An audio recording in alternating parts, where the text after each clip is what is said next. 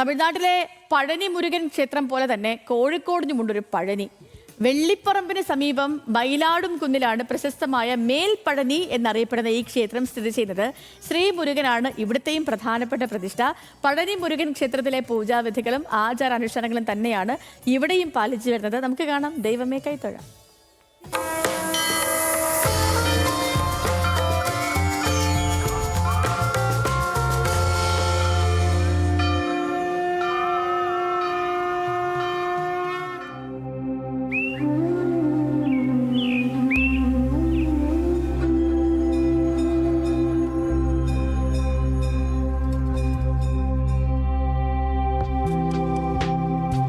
പഴനിമല കയറാൻ ആഗ്രഹമില്ലാത്ത ആളുകൾ കുറവായിരിക്കും. പഴനിയോട് അടുത്തു നിൽക്കുന്ന സമാന അന്തരീക്ഷം നൽകുന്ന ഒരു ക്ഷേത്രം നമ്മുടെ കേരളത്തിലുമുണ്ട്.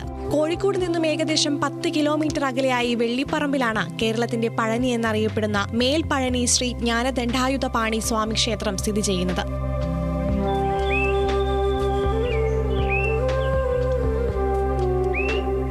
മയിലാടും കുന്നിനു മുകളിൽ പ്രകൃതിയോട് ഇണങ്ങി നിൽക്കുന്ന അതിമനോഹരമായ ക്ഷേത്രം. കുന്നിന് മുകളിൽ സ്ഥിതി ചെയ്യുന്ന ക്ഷേത്രത്തിലേക്ക് എത്താൻ പഴനിയിലെ പോലെ തന്നെ നിരവധി പടികളുമുണ്ട്.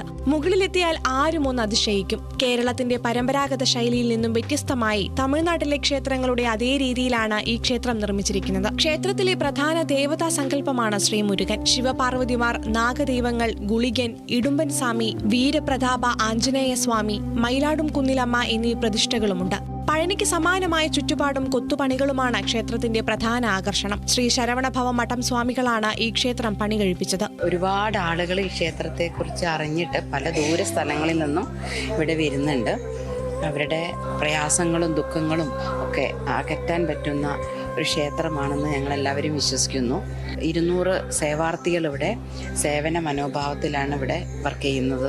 കേരളത്തിലെ മറ്റു ക്ഷേത്രങ്ങളിൽ നടന്നു വരുന്ന പൂജാ ചടങ്ങുകളിൽ നിന്നും വ്യത്യസ്തമാണ് ഇവിടുത്തെ എല്ലാ ചടങ്ങുകളും. പഴനിയിലെ അതേ രീതിയിലുള്ള പൂജകളാണ് ഇവിടെയും നടത്തുന്നത്. കൂടാതെ പ്രസാദമായി പഞ്ചാമൃതവും നൽകുന്നു. പഴനി ക്ഷേത്രത്തിൽ നടന്നു വരുന്ന തലമുണ്ഡനം ചെയ്യുന്ന ചടങ്ങും ഇവിടെ നടക്കാറുണ്ട്. പഴനിയിലെ തമിഴ് സ്റ്റൈലുള്ള കുറേ ആചാരങ്ങൾ ഇവിടെ നടന്നുകൊണ്ട് വരുന്നുണ്ട്. പാലഭിഷേകം, തേനഭിഷേകം, പഞ്ചാമൃതാഭിഷേകം, ഭസ്മാഭിഷേകം, തലമുണ്ടനം, ഗോപൂജ, അങ്ങനെ ഒരുപാട് വ്യത്യസ്തമായിട്ടുള്ള പല പൂജകളും ഇവിടെ നടന്നു വരുന്നുണ്ട്.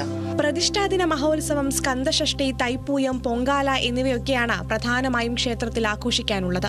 എല്ലാ മാസവും ഇവിടെ ഉത്സവം നടക്കാറുണ്ട് എന്നതാണ് മറ്റൊരു പ്രത്യേകത. മേൽപ്പഴനിയിലെ കാവടിയാട്ടവും മറ്റൊരു പ്രധാന ആകർഷണമാണ്. ദിവസേന ഒട്ടനവധി ഭക്തരാണ് ഇവിടെ എത്താറുള്ളത്. ഏതു മതസ്ഥർക്കും ഇവിടെ വരാം. ഇവിടെ എത്തുന്ന ഭക്തരെ വയറു നിറയെ ഭക്ഷണം കഴിപ്പിച്ച ശേഷം മാത്രമേ ഇവർ മടക്കി അയക്കൂ.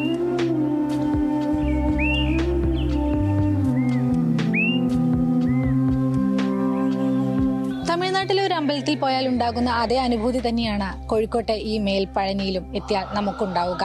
പഴനി മുരുക ക്ഷേത്രത്തിലെ അതേ പൂജാവിധാനങ്ങൾ തന്നെയാണ് ഇവിടെയും ആവർത്തിച്ചു പോരുന്നത്. കൂടാതെ ഭക്തർക്ക് പഞ്ചാമൃതമാണ് പ്രസാദമായി നൽകുന്നതും.